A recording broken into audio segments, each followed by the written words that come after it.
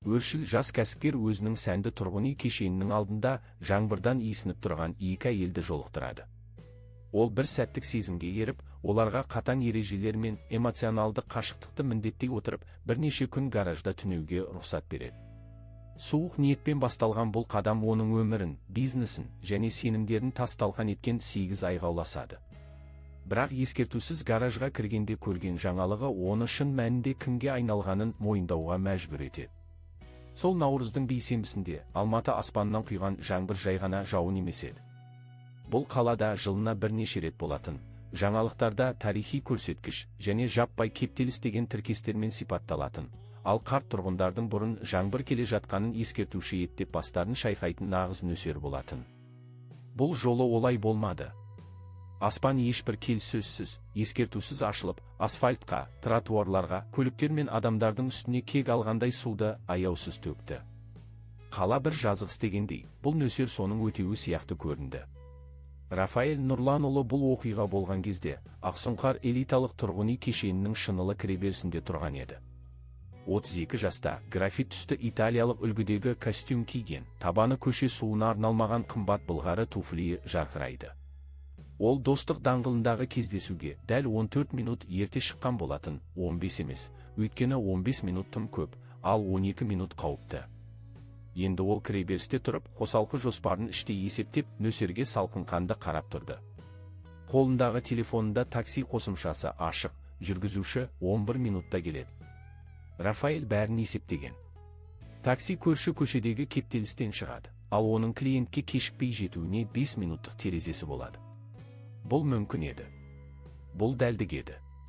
Рафаэль өміріндегі әрбір детальді тәртіпке бағындыруға болатынына сенетін адамның ерекше мұқияттылығымен бақылайтын, уақытты да, адамдарды да, тіпті өзінде. Ол Ноанха Тech компаниясын 6 жыл бұрын Алматының төменгі жағындағы 4 шаршы метрлік жалға алынған бөлмеден бастаған. Қарызға алған компьютер мен өзгелер әлі қажет екенін түсінбеген дүниелерді тап басатын қабілеті оны биікке шығарды. Ол жасап шыққан логистикалық басқару платформасының 4 облыста клиенттері бар, ал келісім шарттар сомасын ол ешқашан дауыстап айтпайтын. Өйткені мақтану бұл өзіне сенімсіздіктің белгісі деп білетін. Ол сандардың сөйлегенін қалайтын, ал сандар осы уақытқа дейін өте шешенеді. Бұл жолдың құны Рафаэль ешқашан қағазға түсірмеген, бірақ бар тізім еді. Үзілген қарым-қатынастар, кеңседе өткен демалыстар, оған қоңырау шалуды қойған достар. Осыдан 18 ай бұрын Рафаэль туған бауырындай көрген серіктесімен бірге кетіп қалған сүйіктісі. Екеуі бірге. Ол бұны кездейсоқ білген еді. Бір сенбінің түнінде кеңсеге ұмытып кеткен құжатын алуға келіп, құжаттың орнына айналасындағы адамдар туралы барлық сенімін тас-талқан еткен шындықты тапты. Содан бері Рафаэль адамдармен арақашықтықты сақтайтын болды. Осылайша тиімдірек еді. Дәл осы күйде ол екі әйелді көрді. Олар тұрғын үй кешенінің ауласын қоршаған жылтыр гранит қабырғаға сүйеніп, жаяу жүргіншілер қақпасының сол жақ бұрышында жаңбырдан жасырынуға тырысып тұр еді. Ересек әйел кең иықты, үстіндегі тоқылған жейдесі су болып денесіне жабысқан, жинаған шашы жаңбырдан жартылай тарқатылған екі қолымен картон қорапты қысып құшақтап тұр. Бұл жай ғана құшақтау емес, ішіндегісін жерге төгіп алмас үшін бар күшімен ұстап тұрған техникалық қимыл сияқты көрінді. Оның қасында жас қыз, шамамен 16 жасар жасөспірім, кеңеп рюкзактың үстіне еңкейіп тұр. Рюкзактың сыдырмалары жіппен байланған жұқа полиэтиленмен жабылған. Оның тұрысы анасынан өзгеше еді. Анасы нөсерге бүкіл денесімен қарсы тұрса, қыз қорғап тұрғандай. Ол рюкзакты зат ретінде емес, ең қымбат құндылығындай құшақтаған. Рафаэль оларға 4 секундтай қарап тұрды. Сосын қосымшаға қарады. Сосын сағатына. Сосын басылар түрі жоқ аспанға қарады. Сосын қайтадан оларға бұрылды. Жас өспірім қыз басын көтерді. Оның жанары анасыныкіндей қоңыр әрі терең, бірақ өзгеше бір қарқынмен Рафаэльдің көзіне тіке қарады. Ол жанарда Рафаэль үйреніп қалған мұқтаждық белгісі жоқ еді. Жалынышта, төменшіктеуде, бай адамның алдындағы жасқануда байқалмады. Тек таңқаларлық бір айқындық бар еді. Қыз оған ешбір сүзгісіз, ешқандай үмітсіз, ештеңе қажет етпейтіндей қарап тұрды. Рафаэль бірінші болып көзін тайдырды. Клиентке бара жатқанын растап хабарлама жіберді. Таксидің келуіне 7 минут қалды. Терең дем алды. Содан соң өзі де жоспарламаған және кейін өзіне де түсіндіре алмайтын бір қимылмен қолшатырын ашып, екі әйелге қарай беттеді. Ересек әйел оған күдікпен ашық қарады. Оның бойында тіпті осындай мүшкіл халде тұрса да, өзін төмен санамайтын бір тектілік бар еді. Бұл жаңбырдан да сорақы қиындықтарды көрген және одан еңсесін тік ұстап шыққан адамның жанары болатын.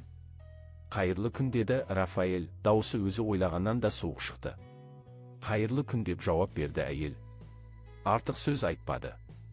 Мен осы жерде тұрамын. Ол ғимаратқа қарай иегін қақты. Гаражда астыңғы қабатта қолданылмайтын бос орын бар. Жуынатын бөлме, тоқ көздері, төбесі жабық.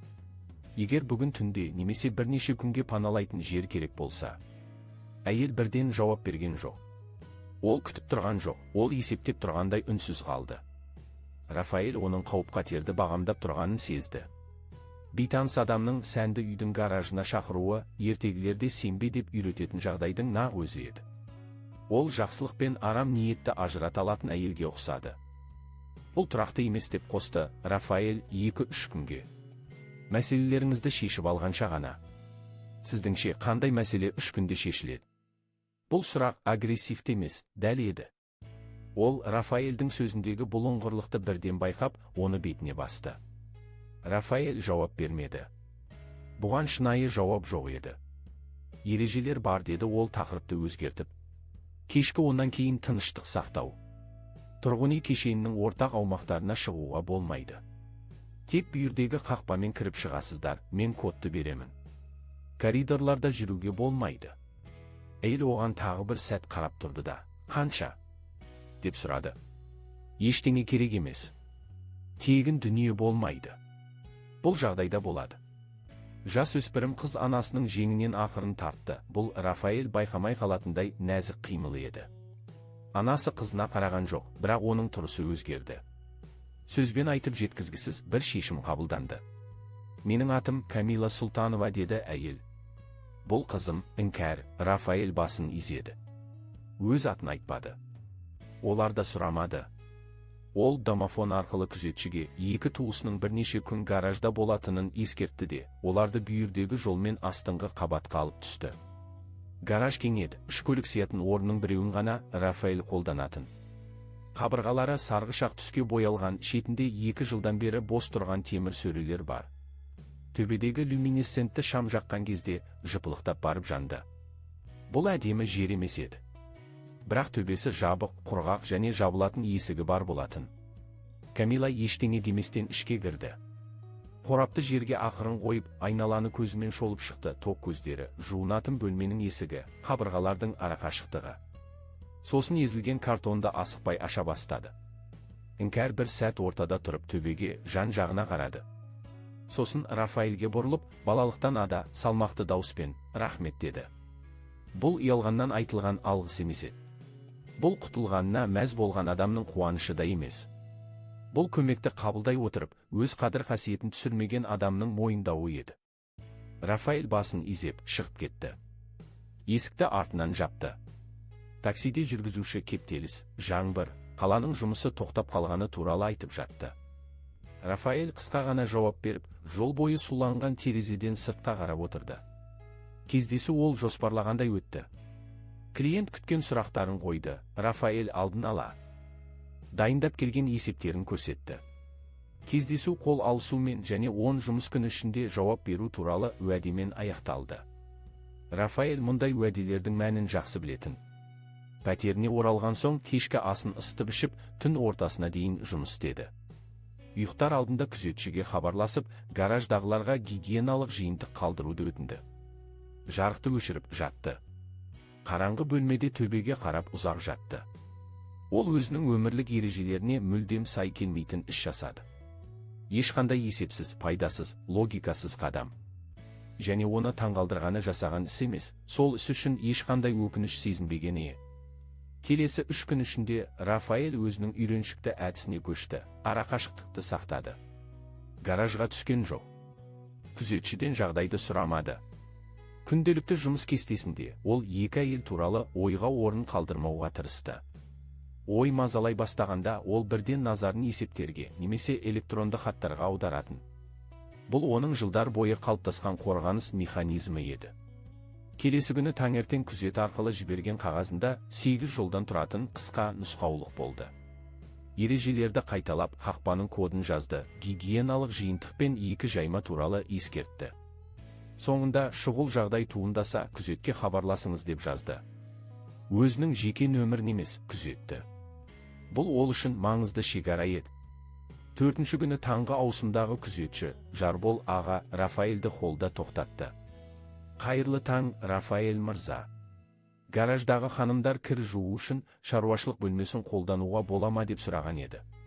Сізден сұрайын деп едім. Рафаэль бір сәт ойланып қалды. Шаруашылық бөлмесі. Бұл туралы ойламапты. Болады деді ол. Адам аз кезде қолдансын. Жақсы, Жарбол аға басын изеді. Сосын сәл кідіріп, Камила ханым кеше маған кешкі ас әкеліп берді. Кілтін бергеніме алғыс ретінде. Өте дәмді екен, нағыз үйдің тамағы деді. Рафаэль Жарболға бір түрлі қарап қалды да, жақсы деп лифтке қарай беттеді. Жол бойы оның көз алдынан сол бейне кетпеді. Камила бетон гаражда отырса да, қолындағы бармен бөлісетін, есік ашқан адамға алғысын осылай білдіретін әйел. Бұл қарызды өтеу емес еді. Бұл нағыз мақтанышы бар адамдардың қимылы болатын. Олар тек алушы емес, берері де бар екенін осылай сездіретін. Келесі күндері жұмыс басты болды, инвесторлармен кездесулер. Жаңа жобалар. Рафаэль бәрін дәлдікпен атқарды. Бірақ кешкісін пәтеріне оралғанда бірдеңенің өзгергенін сезетін. Оны сөзбен айтып жеткізу қиын. Бұл сезім мүшелерімен ғана қабылданатын кішкене өзгеріс. Ғимаратта әрқашан ерекше тыныштық болатын. Рафаэль бұл пәтерді осы тыныштық үшін сатып алған еді. 5-ші күні кешке келісім шарттарды қарап отырғанда бөлмеге бір иіс келді. Бұл қатты иіс емес, тамақтың жағымды лебеді, сарымсақ, дәмдеуіштер, бұрыш. Пәтердің желдеткіш жүйесі арқылы келген бұл иіс Рафаэльдің балалық шағын еске түсірді. Ол қолындағы қаламын бір сәт тоқтатып, сосын қайта жұмысына кірісті. 7-ші күні ол әуен естіді. Түн ортасы, ол ас үйде, шәй дайындап жатқан. Төменнен дыбыс келді, кедергі келтіретіндей қатты емес, бірақ еленбейтіндей бәсеңді емес. Әйел адамның қоңыр дауысы ескі бір әнді шырқап жатты. Бұл радиодан еститін әндер емес еді. Бұл ата-бабадан қалған, ауыздан ауызға тараған, жазылмаған, тек жүрекпен сақталған әуен сияқты көрінді. Рафаэль плитаның қасында ұзақ тұрып қалды. Сосын шайын алып, жұмыс үстеліне оралды. Бірақ әуен оның санасында қалып қойды. 10-шы күні Рафаэль кеңседе отырғанда күзеттен хабарлама келді. Гараждағы әйелдер тағы бірнеше күнге қалуға рұқсат сұрапты. Рафаэль ойланбастан тағы бір аптаға қала берсін деп жауап берді. Ол өзінің бұл шешіміне таң қалды. Оның рұқсатынсыз бір нәрсе болып жатқанда еді. Ол гараждағы әйелдердің болуына рұқсат берді, бірақ оның өміріне, күнделікті тіршілігіне осылайша үнсіз енуіне рұқсат бермеген еді. Тамақтың иісі, таңертең тісін жуып жатқанда, еріксіз ыңылдап айтып жүрген әуені, Камиланың жаңбырда қорғаған сол қорабының ішінде не барына деген қызығушылығы. Рафаэль адамдарға сену бұл әлсіздіктің бастауы екенін өте ауыр жолмен үйренген адам. Кімді де болсын жақын жіберу, бұл соңында өзіңнен бір бөлшекті жұлып алып кететін адамға есік ашумен тең еді. Сондықтан ол гаражға түспеуге бекінді. Бұл жоспары 12-ші күні түнде бұзылды. Түн ортасында су ішуге, ас үйге шыққанда, шаруашылық дәлізіне шығатын есіктің арғы жағынан іңкәрдің дауысын естіді. Қыз ән айтып жатқан жоқ еді. Ол сөйлеп жатты. Дауысы салмақты, бірдеңені дәлелдеп жатқандай шықты. Анасының дауысы бәсеңірек, сабырлы еді. Рафаэль қараңғы ас үйде тұрып қалды. Ол қызыққаннан емес, тек аяқ астындағы жердің құрылымы өзгергендей сезінгеннен тоқтады. Ол бөлмесіне барып жатты. Төбеге қарады. Келесі күні таңертең шығып бара жатып, шаруашылық есігінің алдына тоқтады. Бұл есіктің 2 құлпы болатын. Ол жоғарғы құлпын ашты. Тек жоғарғысын. Сосын ештеңе болмағандай жұмысына кетті. Келесі апта өте ауыр болды. Инвесторлармен кездесулер, келісім шарттарды қайта қарау. Рафаэль түн ортасына дейін жұмыс істеді. Осы аптада гараж ол үшін жай ғана дерекке айналды. Олар бар, бірақ оның назарында емес еді. 10-7 күні оның логикасы сыр берді. Жұма күні ол үйіне ерте оралды. Пәтеріндегі тыныштықтың өзгеше екенін сезді. Бұл әрқашан болатын қымбат үйдің тыныштығы емес еді. Бір иіс келді. Ағаш пен шөптің иісі, сосын матаның жылы лебі. Ол компьютерін жапты. Өзіне гараждың жағдайын тексеруін керек деп сылтау айтты. Бұл логикалық қадам еді. 2 апта болды, ол жердегі жарық, су жүйесі дұрыс па, соны көруі керек. Ол сатымен төмен түсті. Гараж есігінің алдына тоқтады. Іштен дыбыстар естілді, темір орындықтың сырғығаны, иненің матадан өткендегі нәзік дыбысы. Ол есікті 2 рет қағып, жауап күтпестен ашты. Есіктің арғы жағында ол 17 күн бұрын қалдырған гараж жоқ еді. Бетон қабырғалар мен еден сол қалпы, бірақ олардың арасында Рафаэль бос қалдырған кеңістікте бүтін бір әлем құрылған болатын. Қабырғадан қабырғаға тартылған жіптерде ондаған маталар ілулі тұр. Кейбірі жай ғана кесілген, кейбірі кестеленген. Рафаэль мұндай өрнектерді бұрын көрмеген еді. Түстері де ерекше, сарғыш, қоңыр, көк, жасыл. Олар Рафаэльдің пәтеріндегі суық түстерге мүлдем ұқсамайтын. Бұрышта іңкәрдің жаймасы жатыр. Қасында кішкене ағаш жәшік үстел ретінде қолданылған, оның үстіндегі стаканда дала гүлдері тұр. Қабырғада іңкәр салған суреттер мен эскиздер жапсырылған. Камила ортада орындықта отырып кесте тігіп жатыр еді. Есік ашылғанда ол басын көтеріп Рафаэльге қарады. Іңкәр бір шетте тұрған, қолында үлкен бір мата бар еді. Ол ақырын бұрылды. Оның қолындағы матадан жасалған үлкен картина сияқты дүние еді. Бұл кестеленген туынды болатын. Онда адамдардың бейнелері, өрнектер, көлеңкелер мен текстуралар керемет үйлесім тапқан. Ортада бір отбасы бейнеленген, бет әлпеті жоқ, бірақ қимыл қозғалысымен бәрі түсінікті еді. Іңкәр туындыны кеудесіне басып, Рафаэльге көрсетті. Оның жанарында мақтануда, жалтақтауда жоқ еді. Тек қараңыз деген үнсіздік бар болатын. Сіздіңше бұл бірдеңеге тұра ма? Деп сұрады іңкәр, бұл сұрақ өте салмақты еді. Рафаэль туындыға ұзақ қарап қалды. Оның бойында бұрын сезінбеген бір сезім пайда болды. Ол бұл туындыны бөлшектеп, бағалай алмады. Ол бүтін бір дүние еді. Ол жауап бермеді. Камила оған үнсіз қарап тұрды. Мен бұл шамды ауыстыруды тапсырамын деді, Рафаэль төбедегі жыпылықтаған шамға қарап. Шығып кетті. Есікті жапты. Пәтеріне оралып компьютерінің алдында ұзақ отырды. Сол түні ол жұмыс істей алмады. Көз алдында іңкәрдің картинасы тұрып алды. Ортадағы бейнелер бір уақытта бөлінген әрі біріккен. Іңкәрдің сұрағы оның санасында жаңғырып тұрды. Дүйсенбі күні таңертең жағымсыз хабар келді. Рафаэльдің ең ірі клиенттерінің бірі келісімшартты тоқтататынын хабарлапты. Бұл компания табысының 23% еді. Рафаэль кабинетінде отырып қабырғаға ұзақ қарады. Сосын кестені ашып, шығындар мен кірістерді есептей бастады. Ол қиындық туғанда осылай істейтін, бәрін сандарға айналдырса шешімі табылады деп сенетін. 3 күннен кейін тағы бір соққы тиді. Оның бұрынғы серіктесі, оны сатып кеткен сол жігіт, Рафаэльдің идеяларын қолданып, жаңа платформа шығарғаны туралы жаңалық шықты. Рафаэль жұмыстан кеш қайтты. Көлікте үнсіз отырды. Пәтеріне кіргенде бәрі баяғыдай еді, суық әрі таза. Ол ас үйге барып, шаруашылық есігінің алдында тұрды. Ол есік әлі жабық емес, тек тіреулі тұрған еді. Арғы жағынан дыбыстар келді. Бұл жолы Камила іңкәрге бірдеңе түсіндіріп жатты. Ол кесте тігудің техникасын ғана емес, оның тарихын айтып жатқандай еді. Ол өзінің әжесінен қалған өрнектер туралы, әрбір нүктенің өз мағынасы бар екені туралы айтты. Әрбір тігіс, бұл бір сөз деді Камила, кесте, бұл тек тілді білетін адам ғана оқи алатын мәтін. Рафаэль ас үйдегі орындыққа отырып, суын ішуді ұмытып тыңдап қалды.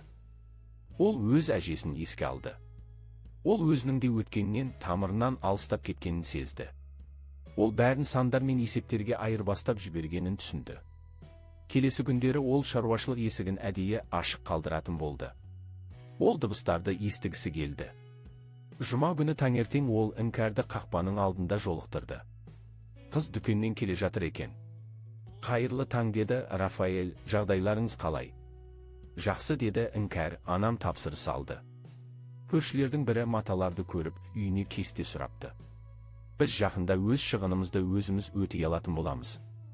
Рафаэль оған қарап тұрып, жақсы деді де кетіп қалды. Оның бойында бір түсініксіз сезім пайда болды. Ол өзін осы уақытқа дейін қоршап келген қабырғаның сөгіле бастағанын сезді. Тұрғын үй кешенінің 11-ші қабатында тұратын Сәлима апай өте мұқият адам еді. Ол гараждағы екі әйелді байқап қойды. Ол бұл мәселені тұрғындар жиналысында көтерді. Біздің үйдің аумағында бейтаныс адамдардың жүргені дұрыс емес, деді ол. Рафаэль жиналыста орнынан тұрып, олар менің қонақтарым. Регламент бойынша менің 90 күнге дейін қонақ күтуге құқығым бар, деді. Сәлима апай үндемеді, бірақ оның көзқарасынан бәрі әлі бітпегені көрініп тұрды. Рафаэль пәтеріне оралғанда есігінің астынан хат тапты.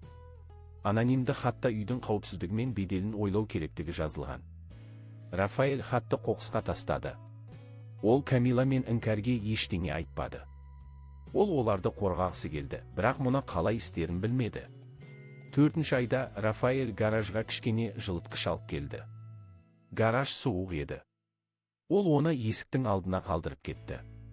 Келесі күні күзетші арқылы Камиладан алғыс ретінде тағы да тамақ келді. Бірде Рафаэль гаражға кіргенде Іңкәрдің жаңа туындысын көрді. Ол үлкен картина еді. Оның ортасында бір адамның бейнесі бейнеленген. Ол адам сатыда отыр, басын төмен түсіріп, бірдеңені тыңдап отырғандай. Рафаэль ол адамның өз екенін бірден таныды. Ол өзінің сол сатыда отырып, оларды тыңдап жүргенін Іңкәрдің байқап қойғанын түсінді.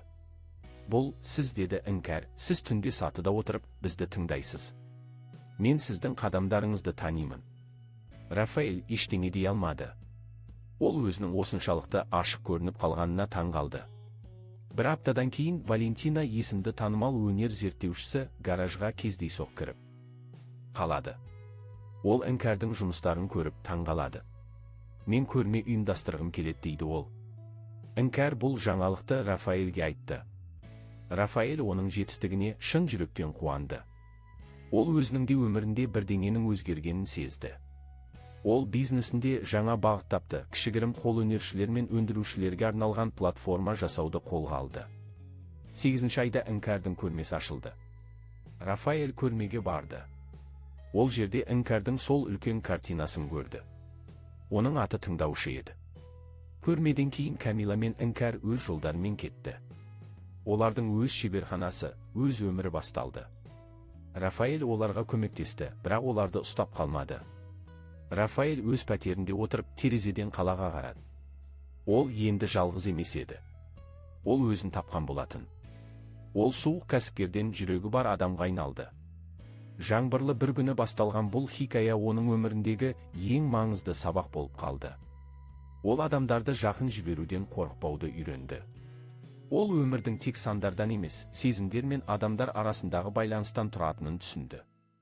Қымбатты тыңдармандар, егер Рафаэль, Камила және Іңкәрдің хикаясы сіздің жүрегіңізге жетсе, онда сіз кейбір оқиғалардың нүкте қойылған соңда жалғасатынын білесіз. Олар бізді бейсаналы түрде жауып алған есіктеріміз туралы, өзімізде түсінбей отырған сатыларымыз туралы және өмірімізге кездейсоқ еніп, бізге шынайы болмысымызды танытқан адамдар туралы ойландырады.